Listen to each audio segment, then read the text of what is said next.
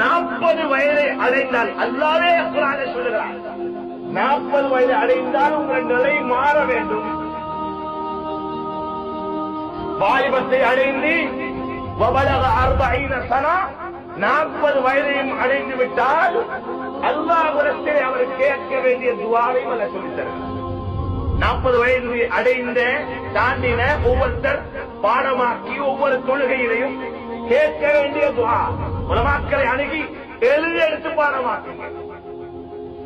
எழுதி எடுத்து பாடமாக்குங்க. ரப்பி அவுஸிஅனி அன் அஷ்குர நிஅமத்தக அல்லதி அன்அம்த அலைய وعلى والدي وأن أعمل صالحا ترضاه وأصلح لي في ذريتي إني تبت إليك وإني من المسلمين.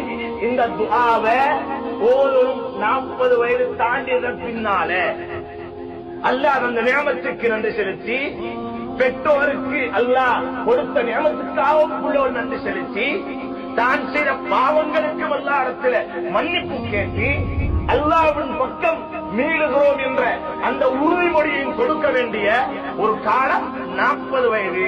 எனவே இந்த துஆவை அல்லாஹ் குர்ஆனிலே சொல்லித் தருகிறான். 40 வயது அடைந்தால் கேட்க வேண்டிய துஆ என்ன?